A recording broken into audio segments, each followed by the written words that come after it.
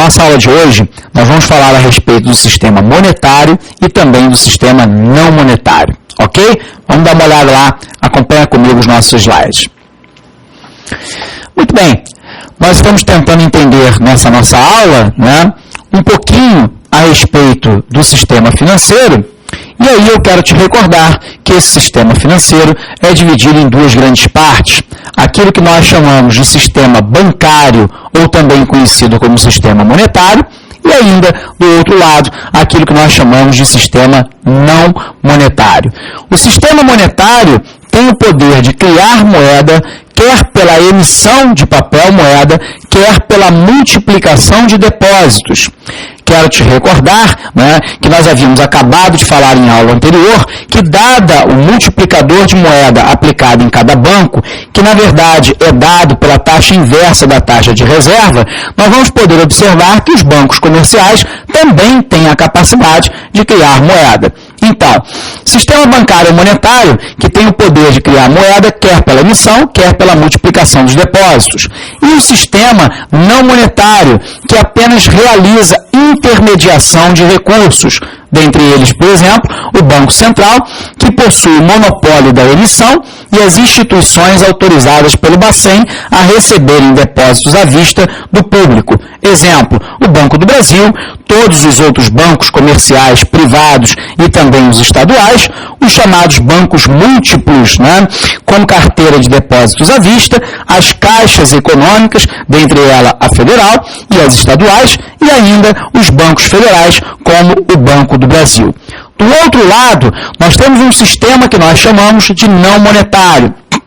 É o sistema de poupança e empréstimos integrantes, por exemplo, do SFH, como, por exemplo, o Sistema Financeiro da Habitação. Mas pode ser também as financeiras que concedem crédito ao consumidor. Quero te lembrar que nós poderíamos estar falando dos bancos de investimento, poderíamos falar também dos bancos estaduais de desenvolvimento e ainda do BNDES, ou seja, do Banco Nacional de Desenvolvimento Econômico e Social, que é um banco de fomento que tem, na verdade, como objetivo principal o desenvolvimento econômico e social do país como um todo. Mas nós poderíamos falar ainda das corretoras e distribuidoras. Ora, se nós pudéssemos sintetizar para você, nós diríamos que o sistema bancário, também chamado de sistema monetário, é aquele que tem a capacidade de emissão ou de geração de moeda dentro da economia, seja ele o Banco Central, que autoriza a emissão de papel moeda, sejam ainda os bancos comerciais, privados ou não, e ainda os bancos múltiplos ou caixas econômicas, que na verdade aplicam o multiplicador de moeda. Do outro lado, o chamado sistema não monetário é, na realidade, aquele apenas que opera, né, a quantidade de moeda dentro da economia, servindo, por exemplo, como bancos de fomento ou ainda bancos de crédito, seja ele para a casa própria ou não. Bom, eu quero te lembrar que, na verdade, o Banco Central, na verdade, nós temos aí alguns instrumentos de controle monetário. A primeira função do Banco Central, por exemplo, pode ser a operação de mercado com a compra e venda de títulos, ou ainda a chamada taxa de reserva, aumentando ou diminuindo esta taxa. Nós podemos imaginar também que o controle monetário ocorra pela taxa de redesconto. A pergunta é, o que é a taxa de redesconto? A taxa que o Banco Central cobra dos outros bancos por empréstimos tomados no Banco Central. E aí nós sabemos uma questão muito interessante. Se o governo, por exemplo, quiser aumentar a liquidez de moeda presente na economia, ele tem que diminuir a taxa de redesconto. Porém, se na verdade eu quero diminuir a liquidez presente, né, no mercado, na verdade eu tenho que aumentar a taxa de redesconto. Portanto, Portanto, na verdade, os instrumentos de controle monetário podem ser as operações de mercado, como, por exemplo, compra e venda de títulos públicos. Não se preocupe, a gente vai ver isso um pouco mais na frente. Na verdade, essa compra e venda de títulos públicos, nós já havíamos falado para você que aumenta ou diminui a quantidade de liquidez presente no mercado. Exemplo, se o governo compra títulos públicos emitidos, ele aumenta a liquidez no mercado. Se ele, na verdade, emite títulos públicos, ele reduz a liquidez, né, disponível no mercado para consumo e para investimento. A taxa de reserva, aumentando ou diminuindo o percentual da taxa de reserva que os bancos devem manter em seus cofres. Ora, se eu aumento a taxa de reserva, diminui a quantidade de dinheiro disponível na economia.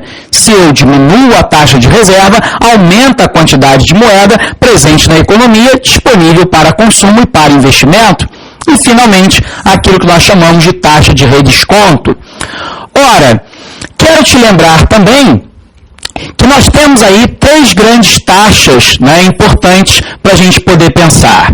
A primeira é a taxa cobrada pelo Banco Central aos bancos privados por empréstimos de curto prazo para a cobertura das reservas. Nós chamamos isso de taxa de redesconto. Mas nós temos ainda a taxa cobrada pelos bancos privados a outros bancos privados por empréstimos de curto prazo para a cobertura de reservas. Mas nós podemos ainda pensar a taxa cobrada pelos bancos privados ou estatais a indivíduos para consumo ou para investimento. Sendo assim, como é que funciona, né? Vamos nos recordar. Como é que funciona a mudança da oferta de moeda? Primeiro, pela operação que nós chamamos de mercado aberto. Ou seja, nós acabamos de citar isso para você. Para aumentar a oferta de moeda, o Banco Central compra título público em posse dos indivíduos dentro da sociedade. Porém, se o objetivo do Banco Central for o inverso, ou seja, para diminuir a oferta de moeda, o Banco Central, então, vende títulos, aos indivíduos. E com isso, eu promovo o enxugamento ou aumento da liquidez de moeda presente na economia.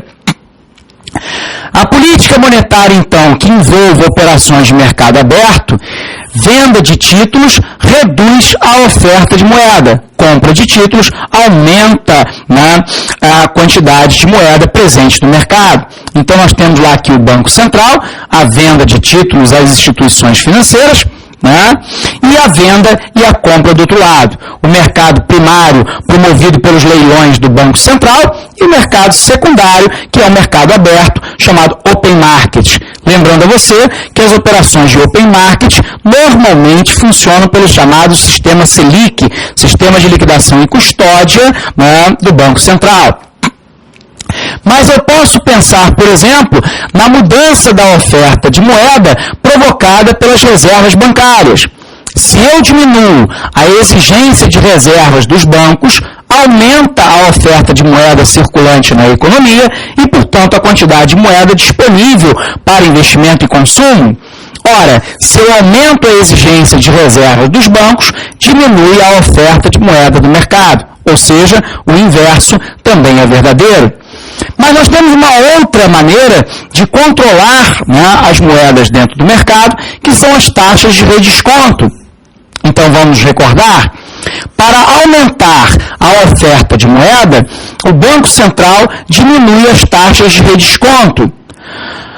Para diminuir a oferta de moeda, o Banco Central aumenta as taxas de redesconto. Ora, quando na verdade eu aumento, as taxas de redesconto, eu torno na verdade o crédito que é realizado de um lado pelo Banco Central e do outro lado pelas instituições privadas como um crédito caro. Se esse crédito, que na verdade é baseado na taxa de redesconto, está caro, a tendência é que as instituições privadas não façam tantas operações como faziam antes. Resultado, se não fazem tantas operações, não tem quantidade disponível de moeda para oferecer ao mercado para consumo e para investimento. Resultado, eu diminuí a oferta de moeda no mercado. mas eu posso pensar que se o meu desejo é, por exemplo, aquecer a economia, eu posso diminuir as taxas de redesconto.